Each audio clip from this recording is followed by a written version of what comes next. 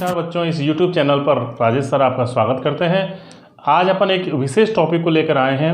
ऐसा टॉपिक है जो कई सारे बच्चे जो होते हैं उनकी प्रॉब्लम्स होती हैं कि जो केमिकल फार्मूला होता है वो कैसे लिखा जाता है। कई प्रकार के ऐसे रासायनिक यौगिक होते हैं जिनके रासायनिक सूत्र लिखने में उनको बड़ी प्रॉब्लम होती है। तो आज अपन रासायनिक यौगिकों के सूत्रों को कैसे लिखा जाता है इसको अपन सीखेंगे। हम देखते हैं एक एग्जाम्पल लेकर के कि किस प्रकार से रासायनिक यौगिक जो होते हैं उनको सूत्रों को कैसे लिखा जाता है। मान लीजिए अपने पास में एक यौगिक है सोडियम क्लोराइड, अपन बोल देते हैं सोडियम क्लोराइड है। इस सोडियम क्लोराइड का रासायनिक सूत्र क्या होगा? कई सारे ऐसे रासायनिक यौगिक होते हैं जिनके सूत्रों को लिखना होता है, तो इनको लिखने का एक नियम होता है, एक कायदा होता है। वो अपन देखते हैं किस प्रकार इनको लिखा जाता है, क्योंकि जनरली ये जो यौगिक है इसके दो पार्ट हैं, एक तो सोडियम और एक क्लोराइड। यानी एक पहला भाग जो होता है, अगला भाग, वो तो धनात्मक भाग होता है और इसके पीछे का जो भाग होता है जनरली वो ऋणात्मक भाग होता है। तो यहाँ तो ये दोनों क्या है, परमाणुओं से मिलकर बने हुए हैं। दो प्रकार के इसमें परमाणु हैं, अलग अलग प्रकार के हैं। जब ये परमाणु कई सारे परमाणुओं का समूह भी हो सकता है, तो ये जो होते हैं इन दोनों पार्ट को अपन क्या कहते हैं, इनको अपन कहते हैं मूलक। यानी ये दो प्रकार के मूलकों से मिलकर बने होते हैं। अपन बात करेंगे बच्चों की मूलक क्या होते हैं।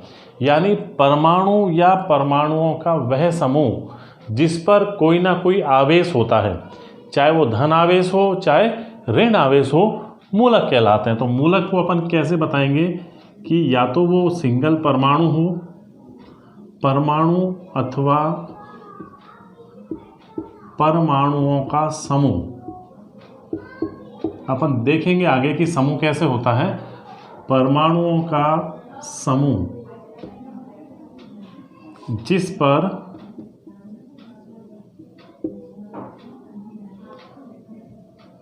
कोई आवेश, वो आवेश कौन सा हो सकता है?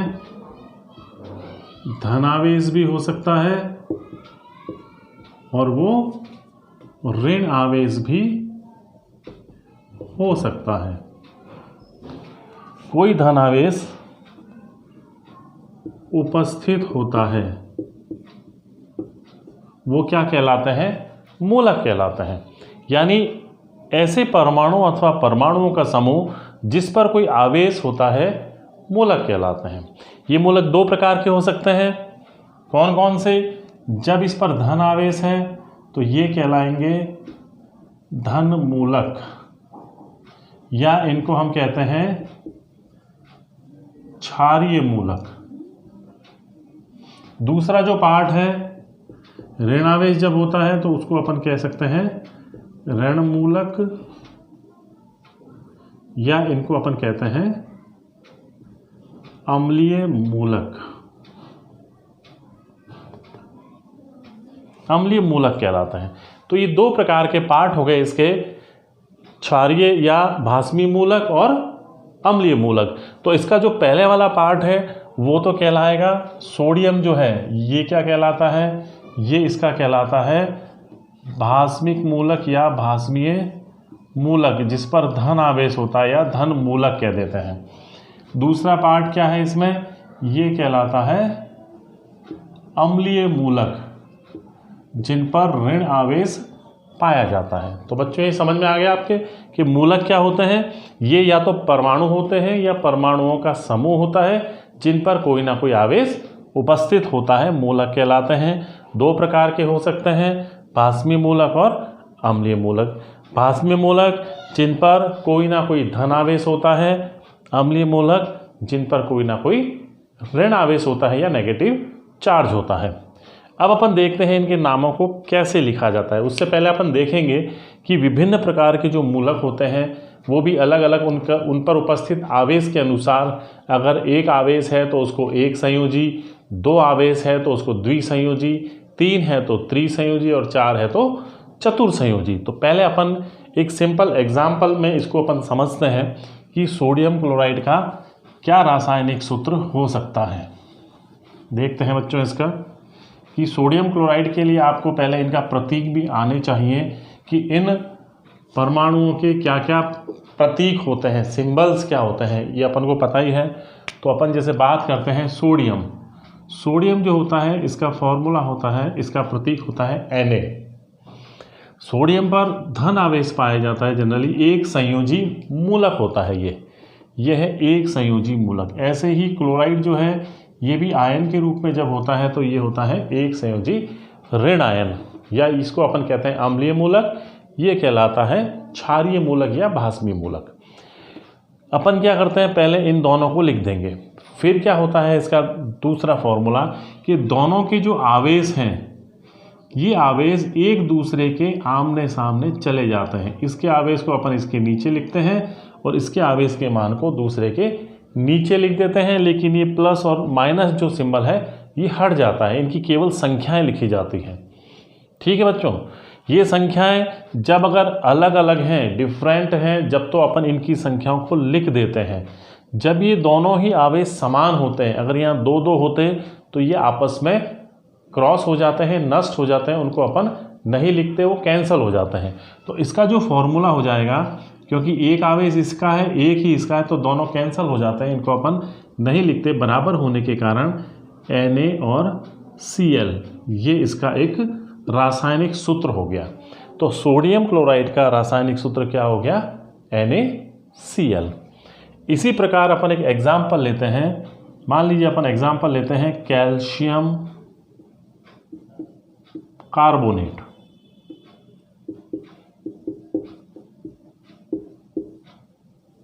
इसका अपन रासायनिक सूत्र हमें लिखना है, तो इसके भी दो पार्ट हैं, कैल्शियम और कार्बोनेट। कैल्शियम के लिए अपन को ये पहले से ही पता होना चाहिए कि कैल्शियम पर कितना धन आवेश होगा और इसका प्रतीक क्या होगा। कैल्शियम पर 2 धन आवेश होता है, और कार्बोनेट जो होता है ये भी एक मूलक है जिसमें कार्बन और ऑक्सीजन से मिलकर बना होता है, इस पर -2 आवेश होता है। ठीक है, ये दोनों लिखने के बाद ये कार्बोनेट का सूत्र हो गया, ये कैल्शियम का सूत्र हो गया। ये लिखने के बाद दोनों के जो आवेश हैं उनको अपन एक दूसरे के नीचे, इस पूरे के नीचे आएगा ये आवेश, इनको लिख देते हैं। लेकिन ये दोनों समान होने के कारण क्या हो जाते हैं, कैंसल हो जाते हैं, इसलिए इसका सीधा सीधा फॉर्मूला हो जाएगा CaCO3, कैल्शियम कार्बोनेट। तो कैल्शियम कार्बोनेट का फॉर्मूला हो जाता है CaCO3। ठीक है बच्चों, अब तो आगे समझ में। इसके बाद अपन एक एग्जाम्पल और लेते हैं जिनमें आवेश जो है दोनों के असमान हो, अलग अलग हो, डिफरेंट हो, उसको अपन एक एग्जाम्पल लेकर देखते हैं कि किस प्रकार उनका रासायनिक फॉर्मूला लिखा जाता है। तो देखते हैं अपन एक एग्जाम्पल लेकर के। मान लीजिए अपने पास है एल्यूमिनियम कार्बोनेट, एल्यूमिनियम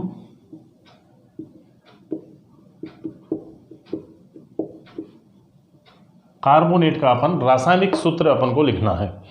तो एल्यूमिनियम जो होता है इस पर 3 धन आवेश होते हैं, Al इसका प्रतीक होता है।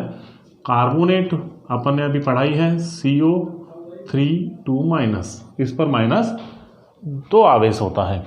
तो इन दोनों के आवेश को अपन क्या करेंगे, ये जो +3 आवेश है इसका प्लस हट जाएगा, 3 इसके नीचे आ जाएगा पूरे के, और 2 जो है माइनस हट जाएगा और इसकी संख्या इसके नीचे लिख दी जाती है। इस प्रकार अपन लिखते हैं Al2CO3, क्योंकि पूरा एक मूलक है, ये ऋण मूलक है, इसलिए अपन इस पूरे को लिखेंगे और 3 जो संख्या आएगी वो आएगी इसके नीचे। तो इस प्रकार बच्चों एल्यूमिनियम कार्बोनेट का जो रासायनिक सूत्र होता है वो इस प्रकार बन जाता है। तो इसके लिए अपन को क्या होना चाहिए, जितने भी मूलक हैं उन सब पर कितना आवेश है और उनका प्रतीक क्या है, ये अपन को पहले से याद होना चाहिए। इसको अपन कैसे याद करेंगे, तो कुछ टेबल्स में मैं आपको कुछ मूलकों के सूत्र और उन पर क्या आवेश है इनके बारे में बताता हूँ। उस टेबल में लगभग कई सारे अपन रासायनिक यौगिकों के सूत्रों को लिख सकते हैं। तो देखते हैं अपन टेबल क्या है। पहले अपन बात करते हैं अम्लीय यानी क्षारीय, अम्लीय नहीं, अपन पहले क्षारीय मूलकों की बात करते हैं। तो पहले अपन क्षारीय मूलक की टेबल बनाते हैं। क्षारीय मूलक, इसमें सबसे पहले अपन लिखते हैं एक संयोजी, यानी जिन पर एक आवेश होता है, धन आवेश एक होता है, एक संयोजी मूलक की बात करते हैं। जैसे अपन बात करते हैं हाइड्रोजन H+, हाइड्रोजन जो होता है उस पर एक धन आवेश होता है। इसी प्रकार से अपन ने अभी पढ़ा था सोडियम Na+, पोटेशियम K+, यानी पोटेशियम जो होता है उस पर भी एक धन आवेश होता है। इसी प्रकार से अमोनियम NH4 और इस प्लस, यानी धन आवेश, इस पूरे NH4 पर धन आवेश है। इसके बाद अपन बात करते हैं मर्क्यूरस, इसका या तो अपन लिख सकते हैं Hg+, या ये पाया जाता है Hg2+2, यानी इस पर भी एक ही धन आवेश है। या तो ये दो परमाणुओं का एक समूह के रूप में पाया जाता है या एक सिंगल के रूप में पाया जाता है। तो अपन इस प्रकार से इसको लिख देंगे। इसी प्रकार से Q+, Cu+, इस पर भी एक धन आवेश होता है। और इसी प्रकार से अर्जेंटस और भी कई सारे होते हैं। औरस की अगर अपन बात करें Au+, अर्जेंटस, Ag+, तो ये सारे के सारे जितने भी एक संयोजी मूलक हैं इस प्रकार हैं। फिर अपन बात करते हैं द्विसंयोजी मूलकों की। द्विसंयोजी मूलक अपन देखते हैं। द्विसंयोजी मूलक में जैसे हम बात करते हैं सबसे पहले कैल्शियम,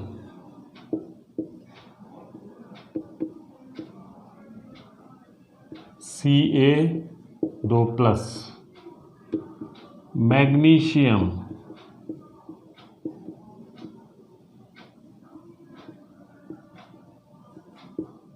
Mg2+, कई जगह +2 भी लिख देते हैं, वो भी एक ही बात है। बेरियम Ba2+, बेरियम जो होता है इस पर भी दो धन आवेश होता है। इसके बाद अपन बात करते हैं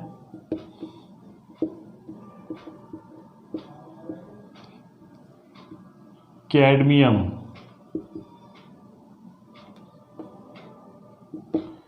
फिर बात करते हैं क्यूप्रिक, Cu2+,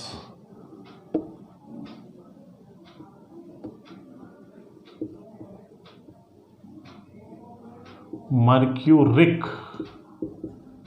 मर्क्यूरस और मर्क्यूरिक में अंतर है बच्चों। तो ऐसे जो तत्व होते हैं, परमाणु होते हैं जो एक से अधिक संयोजकता प्रदर्शित करते हैं, उनकी जब कम वाली संयोजकता लिखते हैं तो उनके अंत में अस आता है, और जो अधिक जो संयोजकता होती है उसके अंत में इक आता है। ध्यान रखें, जैसे क्यूप्रस, अस आ गया यानी ये प्लस है, क्यूप्रिक है यानी ज़्यादा है, इसमें +2 है, इसमें धन आवेश। ऐसे ही मर्क्यूरस और मर्क्यूरिक। तो इस प्रकार से अपन क्या है, जब इनकी संयोजकता ज़्यादा होती है, एक से अधिक संयोजकता प्रदर्शित करते हैं, तो कम वाले के लास्ट में अपन अस लिखते हैं और बाद में जिसकी ज़्यादा होती है उसके अंत में इक लिख दिया जाता है। इसी तरह से स्टेनस लिखा है, यानी इसकी एक और संयोजकता होगी जो इससे अधिक होगी, 2+। इसी तरह से जिंक, Zn2+। तो ये जो हैं ये सारे के सारे क्या हैं, द्विसंयोजी मूलक होते हैं। फिर अपन बात करते हैं त्रिसंयोजी मूलक की।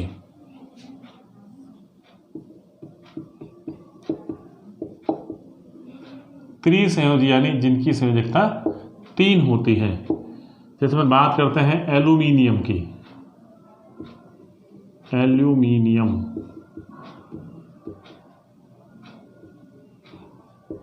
Al3+। एल्यूमिनियम जो होता है उस पर 3 संयोजकता होती है, इसी प्रकार से क्रोमियम Cr3+, फेरिक Fe3+। ऐसे ही यहाँ पर आयरन का आ जाएगा एक फेरस की होती है Fe2+, और फेरिक की होती है Fe3+। ऐसे ही अपन बात करते हैं आर्सेनिक,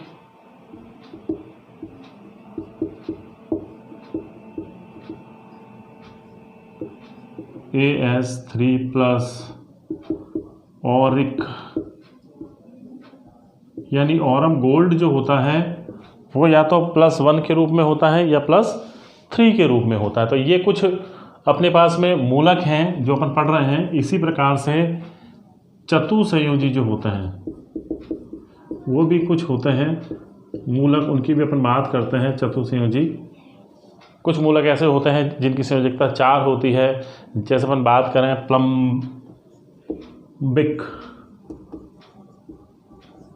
प्लम्बम जो होता है उसका प्लम्बिक Pb4+। एक होता है प्लम्बस, यानी वो +2 में होता है, ये +4 होता है। इसी प्रकार से स्टेनस अपन ने पढ़ा, एक होता है स्टेनिक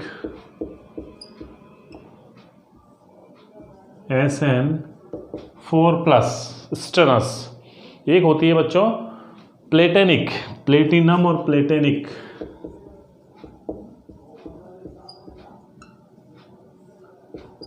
Pt4+। तो इस प्रकार से ये सारे के सारे जितने भी मूलक हैं इनकी संयोजकता और इनके प्रतीक हमें याद होने चाहिए कि किस पर कितना आवेश है। उसके बाद ही हम किसी भी रासायनिक यौगिक का रासायनिक फॉर्मूला आसानी से लिख सकते हैं। तो ये जितने भी मूलक हैं ये सब क्या है, क्षारीय मूलक, या इनको अपन कहते हैं धन मूलक या क्षारीय मूलकों की टेबल अभी आपने यहाँ देखी है। फिर अपन बात करते हैं कि ऐसे ही अम्लीय मूलक होते हैं, उन पर ऋणावेश होते हैं।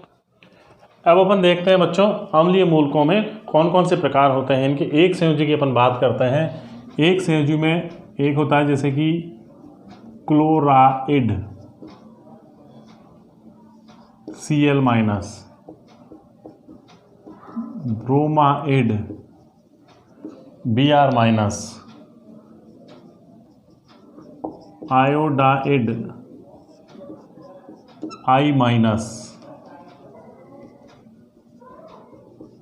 Hydroxide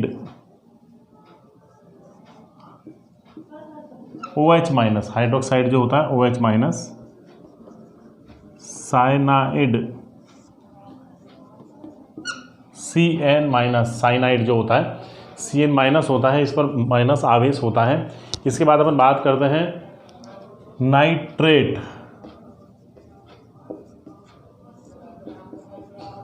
NO3-, nitrite NO2-, nitrite जो होती है NO2-, परमैंगनेट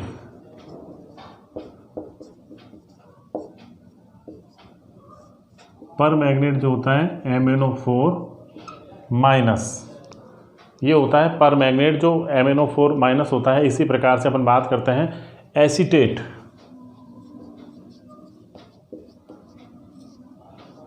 CH3COO-। तो इन सब पे क्या है, ऋण आवेश है और एक आवेश है, इसलिए अपन इसको कहते हैं एक संयोजी। इसी प्रकार से होता है हाइपोक्लोराइट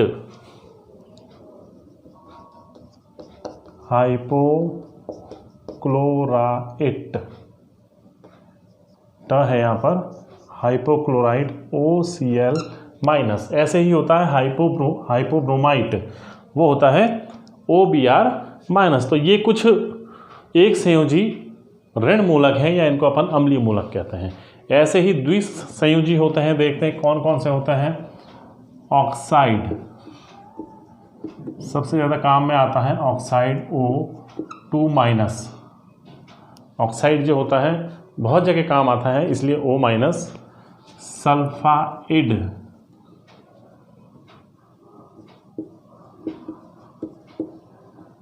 S2 माइनस, सल्फाइड जो होता है S2 माइनस होता है। इसी प्रकार से अपन बात करते हैं सल्फाइड के बाद में सल्फेट,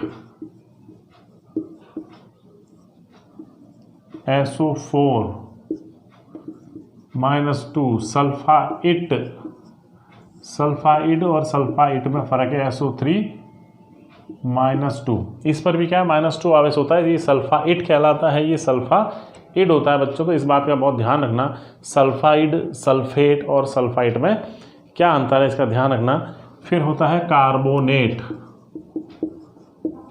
कार्बोनेट जो कि अपन ने अभी भी पढ़ा भी है, CO3 2-, इस पर भी 2 आवेश होता है, कार्बोनेट। ऑक्जेलेट,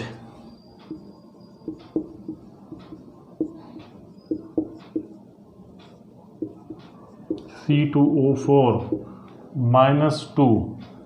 एक होता है मैग्नेट, MnO4, ये होता है MnO2 -, MnO4 और MnO2। मैग्नेट और पर मैग्नेट में ये फ़र्क है कि ये MnO4- तो अगर है, एक है, तो ये कहलाएगा पर मैग्नेट, और जब इस पर 2 आवेश होता है तो वो कहलाता है मैग्नेट। इसी प्रकार से एक इसमें और होता है क्रोमेट, एक डाइक्रोमेट और एक क्रोमेट। तो अगर डाइक्रोमेट है तो उसका क्या हो जाएगा, डाइक्रोमेट, Cr2O7 2-, डाइक्रोमेट। इसके बाद सिलिकेट,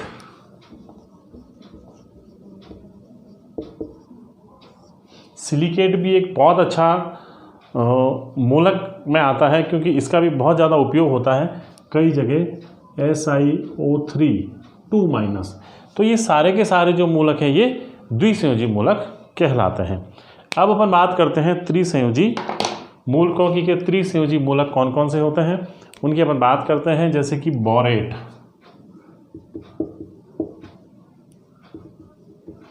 BO3 -3, ये बोरेट मूलक होता है, BO3। आर्सेनाइट,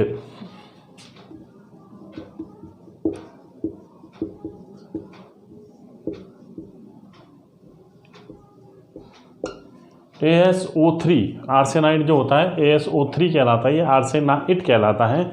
एक होता है आर्सेनेट, आर्सेनेट ASO4 3-, यानी 4 होते ही तो आर्सेनेट हो गया बच्चों, और 3 होते ही क्या हो जाता है, आर्सेनाइट हो जाता है। इसी प्रकार से होता है एक नाइट्राइड, नाइट्राइड N3-। नाइट्राइड जो होता है, नाइट्राइट अलग होता है और नाइट्राइड अलग होता है, इसका भी विशेष ध्यान रखना। एक होता है phosphide,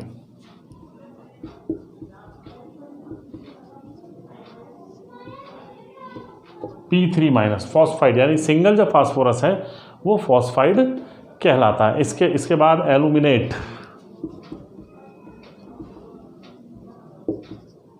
aluminate AlO3 3-, aluminate. Phosphite,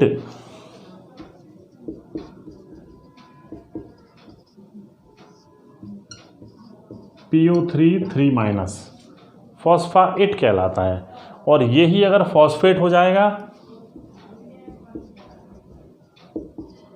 phosphate, तो PO4 3-, यानी इस पर क्या है, PO4 हो गया और 3- आवेश आ गया। इसी प्रकार से एक होता है फेरिसाइनाइड, फेरिसाइनाइड FeCN का होल 6 3-। ये एक प्रकार का एक संकुल आयन है। ये फेरिसाइनाइड जो होता है संकुल आयन होता है, इस पर भी 3 आवेश होता था। इस प्रकार ये हो गए त्रिसंयोजी मूलक। फिर एक दो जो मूलक होते हैं चतुसंयोजी होते हैं, उनकी अपन बात करते हैं, देखते हैं चतुसंयोजी कौन कौन से होता है। 2 मुख्य रूप से हैं, क्योंकि एक ये फेरिसाइनाइड आ गया, तो एक बहुत ज़्यादा काम में आता है अपना फेरोसाइनाइड। फेरी और फेरोसाइनाइड का भी ध्यान रखें बच्चों। तो चतुसंयोजी जो होते हैं मूलक जो होता है उसमें एक है फेरोसाइनाइड।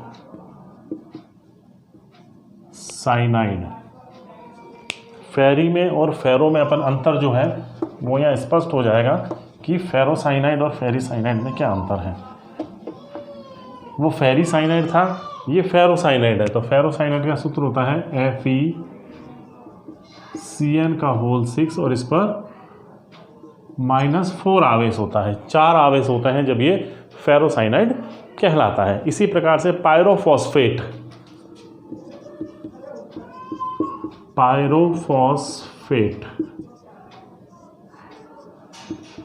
P2O7 इस पूरे पर जो होता है -4 आवेश जब आ जाता है P2O4 पर, तो ये पायरोफॉस्फेट। तो ये कुछ अपने पास में मूलक हैं, ये अगर अपन को याद है तो अपन किसी भी यौगिक का रासायनिक सूत्र बना सकते हैं। अपन कुछ एग्जाम्पल्स देखते हैं जिनके रासायनिक सूत्र लिख कर देखते हैं कि किस प्रकार से इनके रासायनिक सूत्र बनाए जाते हैं। फिर आपको कहीं कोई दिक्कत नहीं आएगी। जो भी यौगिक आपको दिया जाएगा उसको आप आसानी से रासायनिक सूत्र में बदल सकते हैं। तो देखते हैं अपन कुछ एग्जाम्पल लेकर के इनके रासायनिक सूत्रों के। आइए बच्चों, अपन यहाँ देखते हैं कुछ रासायनिक यौगिक लिखे हुए हैं, इनके अपन सूत्रों को देखते हैं किस प्रकार अपन इनके सूत्र बनाएंगे। इनकी प्रैक्टिस अपन करते हैं। तो पहले अपन बात करते हैं कॉपर सल्फेट की। अपन को पता है, अभी अपन ने लिखा है कॉपर जो होता है Cu2+, इस पर आवेश होता है। सल्फेट जो होता है इस पर SO4 आवेश होता है। ये अपन ने अभी मूलक की जो सारणी बनाई थी उसमें दोनों के टेबल में दे रखे थे कौन कौन से आवेश होते हैं और क्या इनका प्रतीक होता है। तो ये जो आवेश हैं, क्योंकि दोनों की दोनों समान आवेश हैं और विपरीत आवेश है, तो ये क्या होते हैं, कैंसल हो जाते हैं। और अपन जब इसका फॉर्मूला लिखेंगे तो इसका फॉर्मूला जो हो जाएगा CuSO4 कॉपर सल्फेट, ये कहलाएगा कॉपर सल्फेट का सूत्र। इस प्रकार अपन बना लेंगे। फिर अपन बात करते हैं पोटेशियम परमैंगनेट की। पोटेशियम के लिए क्या था, धन आवेश K+। सल्फेट का अभी अपन ने इसमें है पोटेशियम परमैंगनेट। परमैंगनेट का क्या था, MnO एक आवेश होता है, माइनस आवेश। तो ये क्या हो जाएगा, इसका फॉर्मूला KMnO4। परमैंगनेट की बात करें, मैग्नेट में 2 आवेश होता है जबकि परमैंगनेट में केवल एक आवेश होता है MnO4-। तो पोटेशियम परमैंगनेट, ये इसका अपना सूत्र बन जाएगा। फिर अपन बात करते हैं अमोनियम क्लोराइड की। अमोनियम क्लोराइड देखते हैं तो अमोनियम का जो सूत्र होता है मूलक का वो होता है NH4+ और क्लोराइड के लिए होता है Cl-। इन दोनों के आवेश समान है, समान होने के कारण ये आपस में कैंसल हो जाएंगे और जब अपन इनका फॉर्मूला लिखेंगे तो NH4Cl अमोनियम क्लोराइड। इस प्रकार अमोनियम क्लोराइड का रासायनिक सूत्र बन जाता है। फिर अपन बात करते हैं सोडियम सल्फाइड की। सोडियम सल्फाइड में अपन को पता है सोडियम जो होता है उस पर क्या आवेश होता है, 1 प्लस धन आवेश होता है। और सल्फाइट है, यहाँ इड नहीं है, सल्फाइट SO3-। सल्फाइट का जो फॉर्मूला होता है SO3- होता है। तो सोडियम की बात करें Na+ SO3 सल्फाइट, इसका आवेश इसके नीचे, ये आवेश इसके नीचे। तो क्या बन जाएगा फॉर्मूला Na2 SO3-। ये हो गया सोडियम सल्फाइट, इसको अपन कह देते हैं। फिर अपन बात करते हैं पोटेशियम डाइक्रोमेट की। पोटेशियम में K+ डाइक्रोमेट Cr2O7 2-, इस पर -2 आवेश होता है। तो वही 2 आवेश जो है वो इसके नीचे आ जाएगा, प्लस इसके नीचे चला जाएगा, फॉर्मूला बन जाएगा K2Cr2O7 पोटेशियम डाइक्रोमेट। फिर अपन बात करते हैं बच्चों chromium chloride. Chromium Cr3+ chloride Cl-।